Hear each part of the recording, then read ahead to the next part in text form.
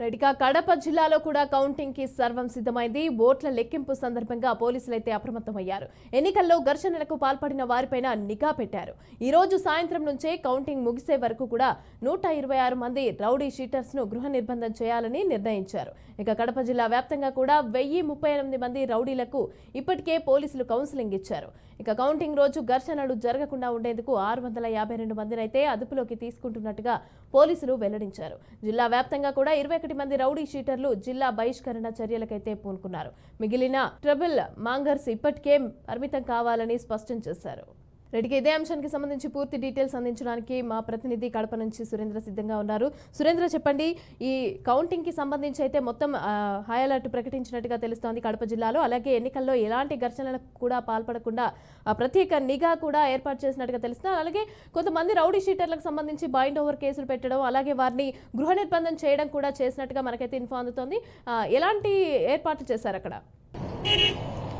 Good morning మమత.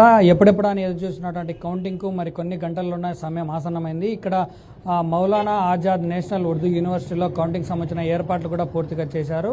అలాగే కడప జిల్లా SP, జిల్లా ఎన్నికల అధికారి కలెక్టర్ విజయరామరాజు ఇద్దరు కూడా ప్రత్యేక నిఘా ఉంచారు. దాదాపు ఇప్పటికే కడప జిల్లాలో రౌడీ షీటర్గా ఉన్నటువంటి వాళ్ళ మీద బాండ్ కేసులు నమోదు చేశారు. 21 మంది గుర్తించి వాళ్ళను జిల్లా బహిష్కరణ కూడా చేశారు. ఈ మైదుకూరు, జమ్మలమడుగు, అలాగే కడప 3 నియోజకవర్గాల్లో జరిగినటువంటి ఘటనల ఆధారంగా రేపు కౌంటింగ్లో ఎలాంటి అల్లర్లకు పాల్పడకుండా పూర్తి స్థాయి గట్టి బందోబస్తు కూడా ఏర్పాటు చేశారు. కౌంటింగ్లో పాల్గొనబోయే ఏజెంట్లను రేపు ఉదయం 6 గంటల నుంచే లోపలికి అలౌ చేస్తారు. అలాగే ఇప్పుడు ఉన్నటువంటి జిల్లా యంత్రాంగంతో పాటు మరో 2500 మంది ప్రత్యేక పోలీస్ బందోబస్తు కూడా ఇక్కడికి కౌంటింగ్ సంబంధించిన రావడానికి వస్తున్నట్లుగా ఎస్పీ ఇప్పటికే క్లారిటీ ఇచ్చారు.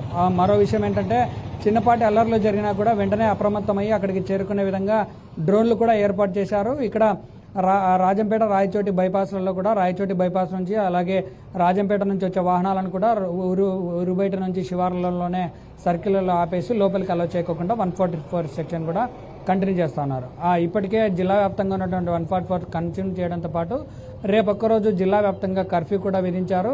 ఎక్కడా కూడా అత్యవసరమైతే తప్ప బయటికి రాకూడదు. ఇది ఒకవైపు ఉంటే, ఇక కౌంటింగ్ కేంద్రంలోకి వెళ్ళిన తర్వాత వాళ్ళ టేబుల్స్ నిర్ణయించేంత వరకు రేపు ఉదయం 5 గంటలకు మరోసారి ఎన్నికల సిబ్బందికి ర్యాండమైజేషన్ కూడా పూర్తిగా చేసిన తర్వాతనే కౌంటింగ్ కేంద్రంలోకి అలౌ చేసే అవకాశం ఉంది.